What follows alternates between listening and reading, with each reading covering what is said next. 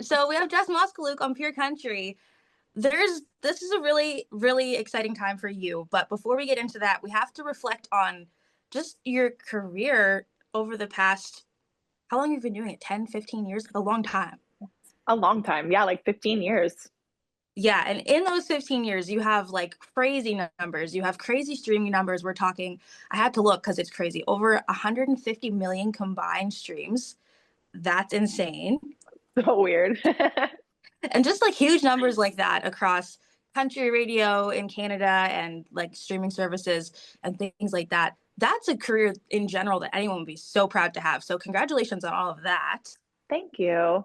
You're welcome. And now as you're getting ready, you have new music coming out. I feel like this is a new era for you. Is that okay to say? I feel like it is. Yeah, I feel like that too. I mean, I guess maybe when everybody hears all of the new music, they'll feel that way too. But, there's just been a lot of exploring for me over this past year, writing with different people, working with new producers, and just trying to, make little changes that still feel like me, but more like who I am today versus who I, have been for the last 15 years. And honestly, that person is very much the same, but a lot of her styles and music have changed a little. So it's scary and exciting, but mostly exciting to be putting out new music.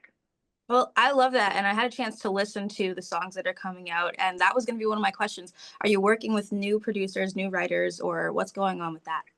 Yeah, there's a mix. There's a little bit of both. So right now, the only song that we have a specific release plan for is "Life for Me," and that one I wrote with all new writers that I had never written with until that day. And I loved the demo so much that I actually just asked Matt, one of the other writers who had done the demo. I just was like, I think it needs to be you. I think you have to produce this song for it to sound the way that we wrote it.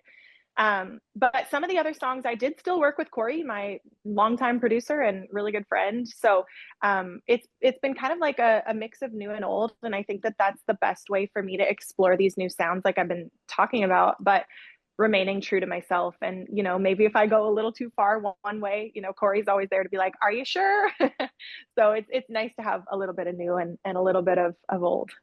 Yeah, I love that. And just to circle back, does that happen often when you're in a writing room and you get a song right away that you're like, wow, I have to this is it? I will say it happens.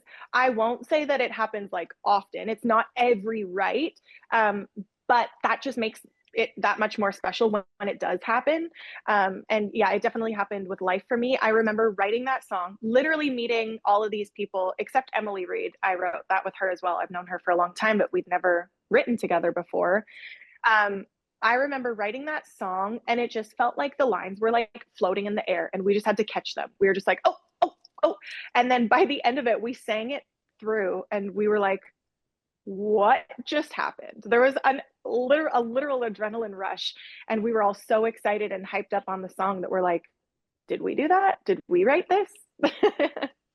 I love that. That's gonna be such a nice, like such a like gratifying feeling knowing that not only is you have like a hit on your hands because of obviously you're just Moskaluke, it's going to be a hit, but not only Oh, that, but thank you. also you're like creating something from nothing. That is so cool. It is really cool. And especially that's why I love writing to track and with producers, because I feel like I walk out of the room usually with something tangible that day. And I kind of have a good sense of where the song could be going sonically. And it can change, and that's fine. But even in that moment, I have a version of the song that I can be like, oh, it's when it goes to radio, it'll sound like this, but the guitars will be more like this. Like I have something to go off of. So it's always a lot more exciting because then you get to like hop in your car on the way home and jam it and send it to your friends. And it's Yeah, pretty special. I love that. And just circling back to all like your career, just we have to acknowledge it more than once because it's something to be so proud of. But I feel like as you grow as an artist, social media has been like, I'm sure social media now is not even remotely the same as when you started out, and the way that you're promoting your music and yourself is so different. Do you find that like a struggle to keep up with how fast things are changing, or are you kind of just embracing it? Both, both, if that makes sense. I think that for me, I'm in a unique position because when I first started releasing music, it was to YouTube, where YouTube was a genre. It was like you listen to Tyler Ward and Alex G and, Alex Goot and Jake Coco and Corey Gray and me. And like that was its own genre. And I kind of had to jump out of that. I kept one foot in because when you grow a following, you don't want to leave them behind. But it's weird to feel like I was so on the forefront of something and then now be like, okay, I got a TikTok account a year too late. And it's really weird. There's a lot. What I will say is that now it's more work than ever.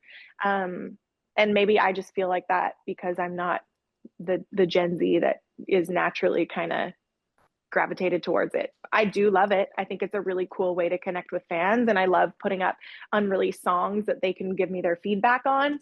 But it's a ton of work. Social media is very much a job, a full-time job all in itself. So it can be a little distracting at times, to find that balance between finding inspiration, making music. I'm an artist manager now, so doing that, and then also trying to do the social media thing. Yeah, at least you're not alone though. I feel like everyone who Totally. isn't super super young right now is having the same realization. It really is a full-time job, but shout out to you for still doing all of what you just mentioned. And you're killing it too.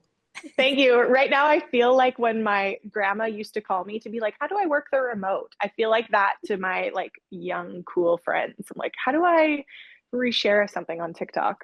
Girl, honestly, same. Like at this point, my grandmother will call me and ask me how to do something on social media. And I don't know.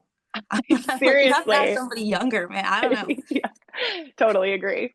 Definitely relatable. Okay, well, that's pretty much all I have for you. But just one last thing: you have new music coming out in the new year. That typically means a little bit of touring. Yeah. Is there any of that in the works that you can tell us about, or? We're definitely, I will say we're working on something. It's super exciting and I cannot wait to talk more about it. You should hear something in April. Okay, noted. Yeah. Okay, your new single coming out January 24th. It's called Life for Me. We're very excited to hear it. Yeah. Thank you so much. I really hope you guys love it. Let me know what you think. We will. Thanks so much for your time today. Thanks, girl. Nice to see ya.